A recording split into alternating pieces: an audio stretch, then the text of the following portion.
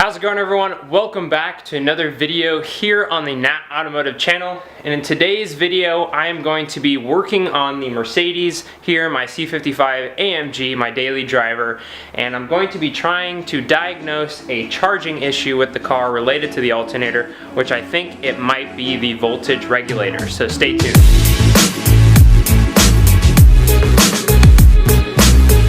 If you're an observant viewer, you'll know that the look to the camera has changed quite a bit, and that is because you're right. And I recently got a really awesome gift from my wife, a 2-lens combo kit for my DSLR camera, and the one that I'm shooting on right now is this really nice 10 to 18 wide angle lens, so it's going to really help to capture video a lot better for the YouTube channel. Really going to up the content by a whole nother grade here, kind of keep things in focus, be able to capture more in one setting with the camera. If you're new to the channel, thank you so much for stopping by this video. If you like what you see in this one, definitely consider subscribing and checking out some of the other automotive related content on my channel. I do all sorts of stuff with cars, go-karts, and lots of big projects going on. I'm also going to start promoting this year my Redbubble photography print store webpage. So if you guys don't know, I do automotive photography as a hobby outside of the YouTube channel, and I post my prints for sale on my web store. So if you guys are interested in getting some wall decor for your man cave or garage, whatever it might be, definitely go check out my web store for my photography prints. They're pretty affordable. You can get them on photo paper, canvas, metal, all sorts of cool stuff. The link for that is in the description. So enough of that stuff. Let's go ahead and jump right into the topic of the video, and I'll show you guys what happened a few weeks ago to start this whole issue. So the first step that caused this issue to start becoming more frequent was I got the red battery alternator visit workshop light on the dash, which I will show you guys right now. Okay, so there you can see I got the battery alternator visit workshop light. So at first it was pretty infrequent, and I wasn't too alarmed by that because sometimes that'll come on if the car has been sitting for a little while and hasn't been driven, and the battery just needs to be charged. But that light kept coming on more and more frequently, and then I was driving with my wife to go check out some really cool Christmas lights, and that was when all chaos broke loose. The ABS light came on, the SRS, which is the system restraint for like your seatbelt and airbag, that light came on. Check engine light, the command like navigation system said it was going to shut down, the seat warmers wouldn't work. So all these extra auxiliary components that draw a lot of power were shutting down because the battery voltage was so insanely low, the car was freaking out. So when that started happening, I immediately turned around. We weren't too far away from where we live, and I noticed the power steering got really heavy, and then the lights on the dash got pretty dim. As we just about making it home, turning into our complex here, we actually lost some power to the car. The car just started revving up and it wouldn't really go. There was not as much engagement in the transmission, and then the car lost all power altogether. Like the engine was still on, but when you hit the gas it was like being in neutral, so there's no engagement with that. So basically, moral of the story is when your battery voltage gets really low, all sorts of stuff goes really wonky, at least with Mercedes. I know, I'm not sure about other manufacturers, but with Mercedes, when your battery voltage is low, the car is not happy and goes chaotic. Essentially, I was really stressed out from this happening because this happened the night before I was leaving to go on Christmas vacation, so it was a little bit of a stressful thing to have happen while we were prepping and packing and stuff. But I was really caught off guard by the issue that might be coming from the alternator, because if you guys know, I just replaced that last year, like literally right around Christmas, after my alternator's voltage regulator short-circuited and caught fire. So this alternator is a little over a year old and it's already having issues, which really caught me off guard. So then the next step for me was when I got home, I replaced the battery, because the battery was about 4 or 5 years old. So I was like, okay, might be time for this thing to get replaced. It might not be accepting a charge, might have a dead cell. So I replaced the battery and got that all squared away, and the issues still come back. So at that point, I was really frustrated with this car and started researching more what could be the possible root cause of why this thing isn't receiving a charge. Because that's what you do when you do a lot of DIY car maintenance, is you research online, figure out what the problem is, what's causing it, and then you also figure out how to go about fixing it. So a lot of people online, on forums, on YouTube, pointed towards not the alternator, but the voltage regulator, the part that actually went bad on my previous alternator and caught fire. So this is an OEM part from FCP Euro that I got in the mail the other day, and this is essentially the voltage regulator. It's a little piece that bolts onto the back of the alternator. Some cars, these are internal to the alternator, but for Mercedes in particular, this actually just bolts on right to the back of the alternator. And you can see there's two brushes here, and that's the wear point for this part. These brushes push up against the main shaft of the alternator, and as it rotates, it creates the electrical circuit to be able to charge the battery and run the car. So without going into too much more detail on why the voltage regulator is usually the common failure point for these cars, or the alternator at least, it's just a wear part. It's got the brushes on here that wear down over time. It's got springs that push up the brushes against the shaft of the alternator that can go bad or get stuck. So it's just a common failure point for this. It's just one of those, you know, faulty parts that are finicky and known to cause a lot of issues. And the reason why I started thinking it was this part more than the alternator as a whole was a few reasons. So like I said previously, one of the things that happened in that night of all the chaos breaking loose was the lights on the dash started to go dim and kind of fade in and out. They weren't flashing, but they were kind of just weak and kind of fading in and out. So that is one symptom of a faulty voltage regulator if you're trying to diagnose what's wrong with your car. The next thing, or the next symptom that I thought could have been the voltage regulator was the fact that the car had a very rough idle. And I didn't really notice this until after I got home and started tinkering with the car. But the car is a rough idle. Now, it doesn't have a cam or anything, so it's not gonna have some crazy choppy idle, you know, or it's not like that, but it is more rough than normal for this car. And that is another symptom that it could be the voltage regulator. And the last symptom that kind of pointed me towards the voltage regulator, after talking with a few people that know cars pretty well, had to do with using a multimeter and testing the voltage on the car when it was off and running. So I'm going to do that now to show you guys. Alright, so the battery in this car, it's pretty straightforward. Top left corner of the engine bay, just take off the cabin filter, 3 clips there, and you'll have access to the battery. So then take your multimeter, put it on the 20 DCV setting, and that'll give you the right setting to read the voltage for this car. And I'm going to throw this disclaimer out there. I am by no means an electronics or circuit expert. I'm slowly learning the ins and outs of circuitry, especially with cars here. So, but I know the basics, which is enough to kind of help me figure this out. So when you attach your multimeter to the car, or the battery I should say, when the car is off, you should get around 12 volts. A healthy battery is around 12.4. This battery, the car has been sitting for about a week because I've been waiting for the part to come in, so it's a little low right now. And obviously because the car, you know, driving it a little bit and just testing it, the alternator is not working, so it's not charging it, so it's going to slowly drain the battery. So you can see right now we're at 12.26 with the car off.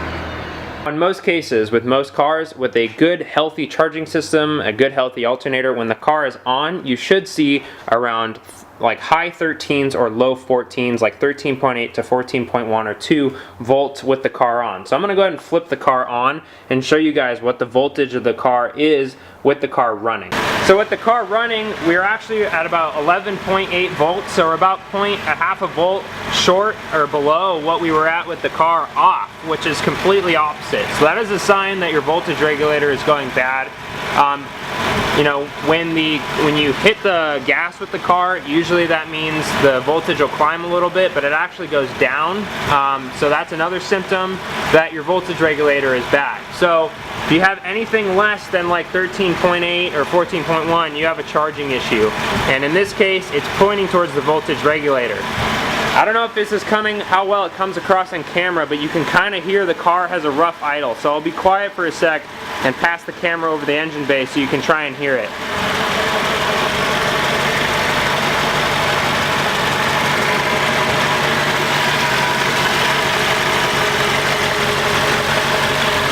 Again, I don't know how it comes across on camera. I'll go back to the exhaust here. Sometimes it's easy to hear from the exhaust in the back.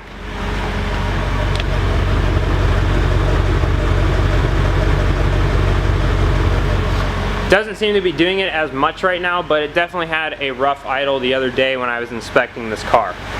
And basically anytime the car senses below a certain voltage when the car is running, so I don't know what the threshold is, but it's probably somewhere in the 13s, this light's gonna come on because it's saying, hey, the car is running, we should be getting at least this much voltage to the system, but we're not. So clearly there's an issue either with the battery or the alternator. So that's what that message is telling you. And now you can see with the car back off, the voltage is slowly climbing up because the battery is going back to its kind of neutral voltage state. It's going back up to around the 12.2 that it was before. So clearly there's something going funky with the car. So if you guys haven't watched my previous video on talking about the alternator swap in this car, the moral of the story was it wasn't a fun job. It was a real pain in the butt. Took quite a long time.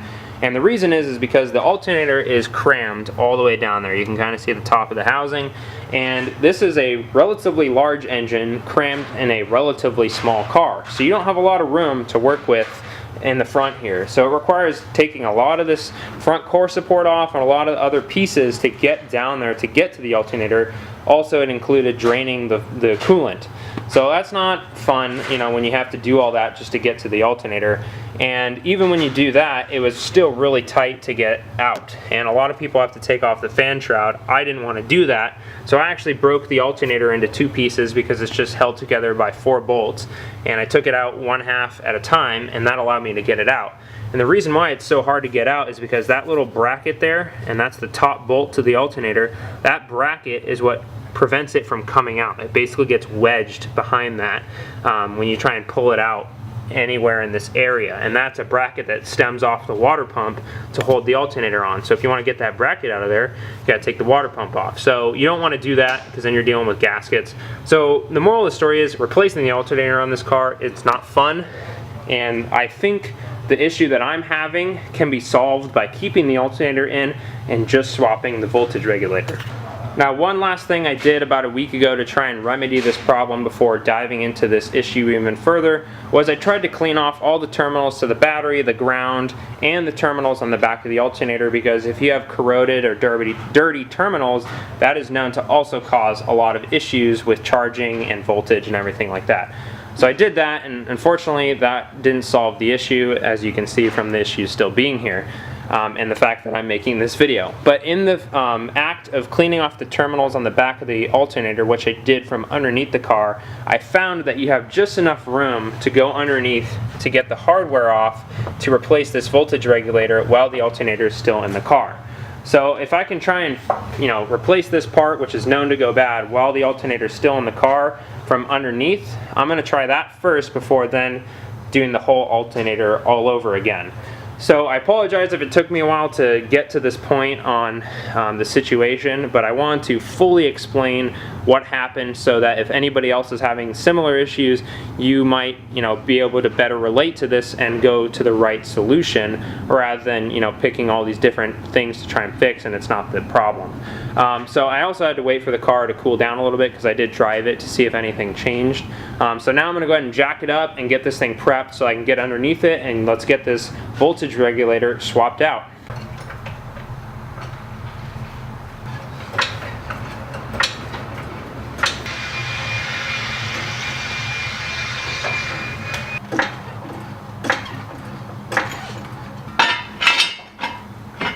So just to make sure that the jacks are steady, just kind of some routine safety here. Once the jacks are set, I always give the car a good shake left and right, forward and back, to make sure that the jacks are set good.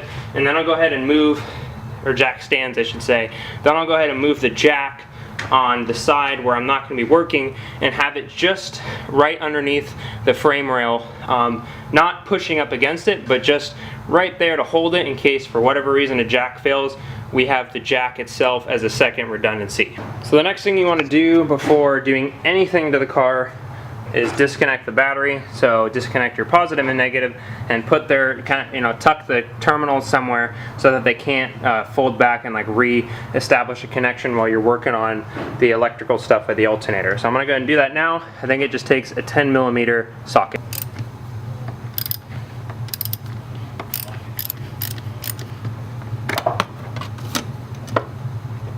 Alright, so once you got your battery disconnected, you're going to want to go ahead and next take off this protective under tray. So you got the front one here for the engine, and then the back one there that kind of covers part of the transmission and everything. And that's just a series of 6 5/16 hex nuts that you can use your drill to take off nice and fast.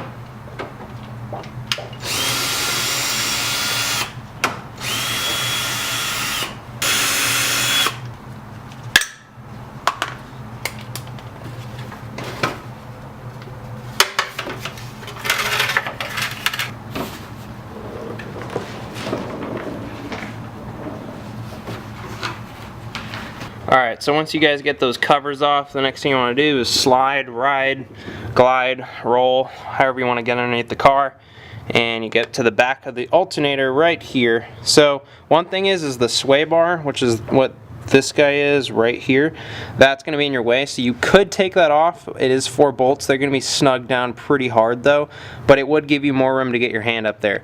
So the next step is to get both the terminals off. So one's kind of like a clip that kind of just plugs. It's kind of like a clip, you know, you would for any other electrical connection, and then the other one is held on by a nut and a lock washer, which is covered behind that black cap. And I'm doing my best to film for you guys, but it is tight down here. So once you guys get those off, then you can start taking all the hardware off to get this guy off.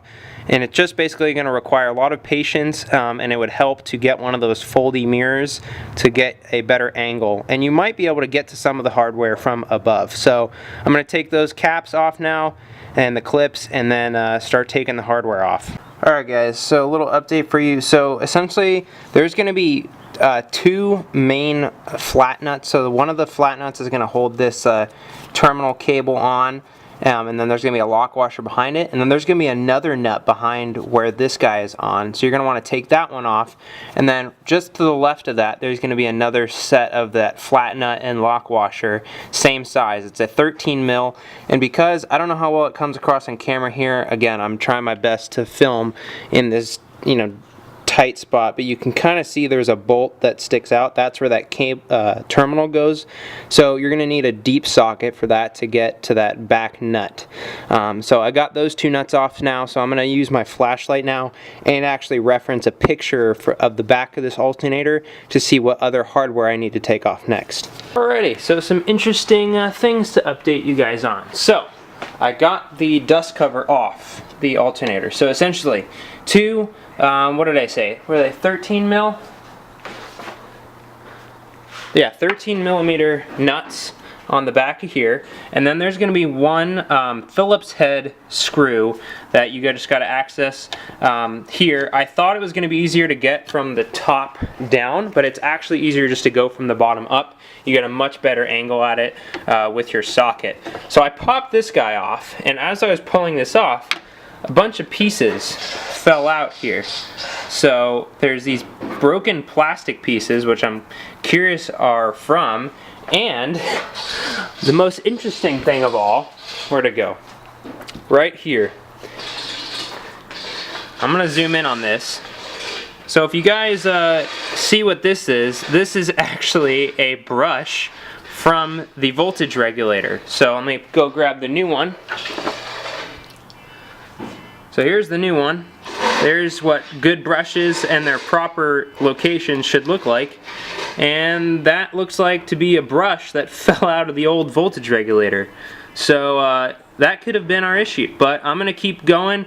So I took the dust cover off. Next step is to take the actual voltage regulator off, and that looks like it's going to be 3 either screws, Phillips head, or socket. So let's go ahead and dive into that, and I'll update you guys after I do that. Well, ladies and gentlemen, I found our culprit. So I finally got the old voltage regulator out, and moral of the story here is I will never be buying car parts from, or at least like car parts that involve a lot of electronics that aren't basic. I will never be buying car parts from O'Reilly's again, regardless of if they say it is a remanufactured Bosch, because the voltage regulator was trash. So basically what happened was, so here's one brush right here. The other one disintegrated, or this one's like worn down completely. okay?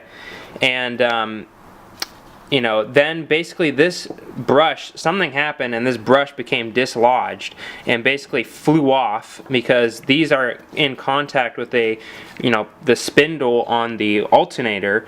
And so when this flew off, I think it damaged, these plastic pieces are from the cap that covers the back of the spindle on the alternator.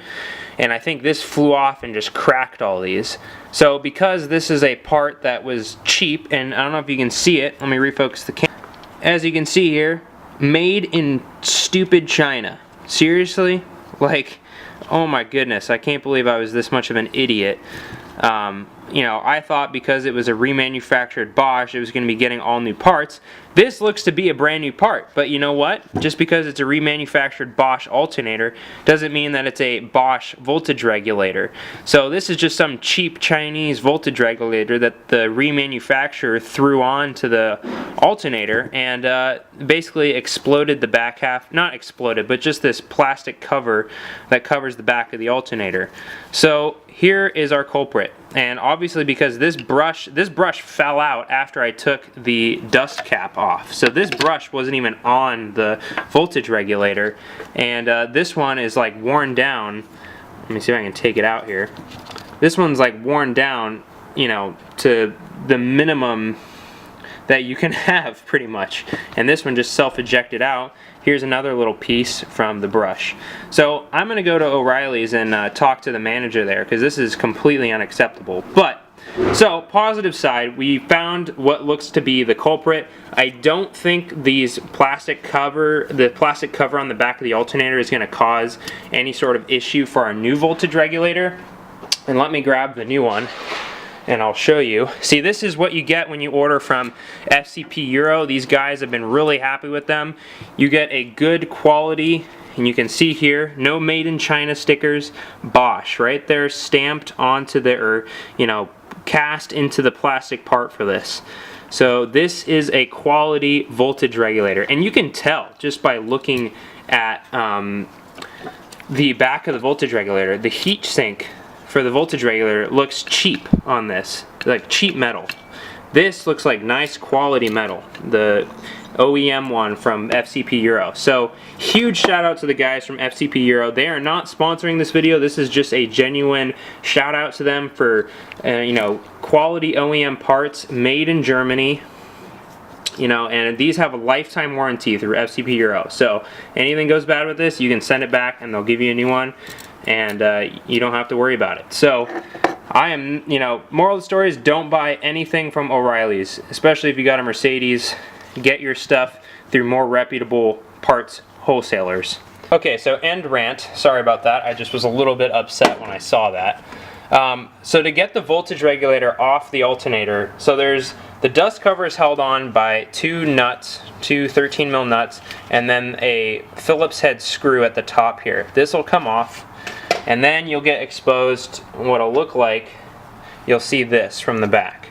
And you're gonna have to use a mirror. I had to use a mirror to get to this, but there's 3 nuts, and the size for these nuts are, let me see, check my bit down here that I was using. It's a star bit, so it is a T20. So that is the bit you're going to use to get all 3 of these off. And note, at least 2 of, you know, there's 2 different sizes, so keep note of where they go. It looks to be that these 2 are the same size, so these are the bottom. So I kind of arranged it in the orientation here. So this one goes to this hole, this one goes to the lower hole on the right, and then the small one goes to the upper hole on the right. So make sure you keep note of that, and you'll be good to go. And then this guy just sits around a bolt that protrudes out of the back of the alternator.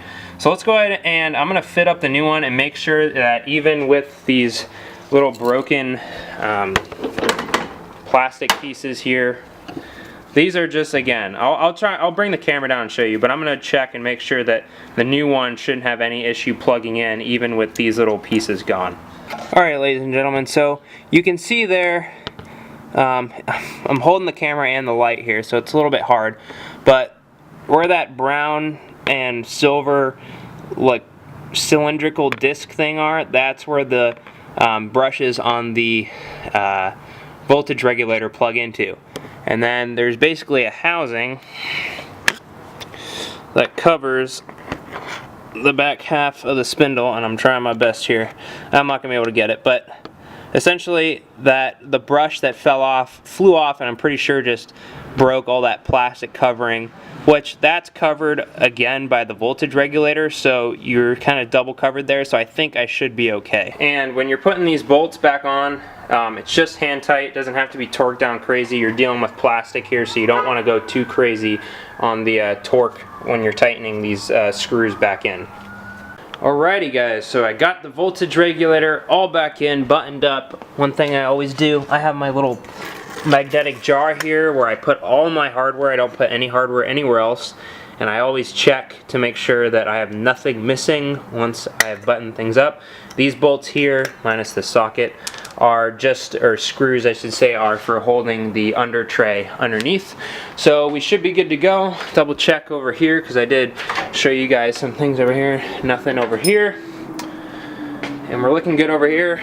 Still bummed and really peeved about this voltage regulator. Man, I guess I had too high hopes for O'Reilly's, but I learned my lesson. So I did put the, I got this really nice battery tender for Christmas, or I treated myself to that on Cyber Monday, I should say. So I had that connected up to the battery to kind of charge it up, since it was a little low from sitting for a while and obviously not being charged while being driven. So I charged that up, or I had it on the trickle charger. So now I just got to reconnect the battery, and we will fire this guy up and see if that fixed it. Alright guys, so got the battery all hooked back up. Let's go ahead and flip on the car here, see if we get one of those battery alternator lights.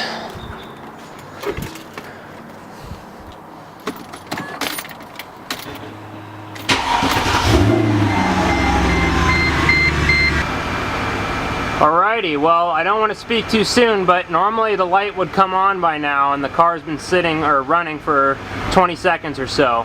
Let's go ahead and check the voltage over by the battery. Alright, so I got the camera lined up here. I'm going to try and line the multimeter up. So again, you guys can see that. We're looking for above 14 for a healthy alternator while the car is running. Look at that. Perfect. 14.3, that's what I like to see. No pun intended for the rhyme.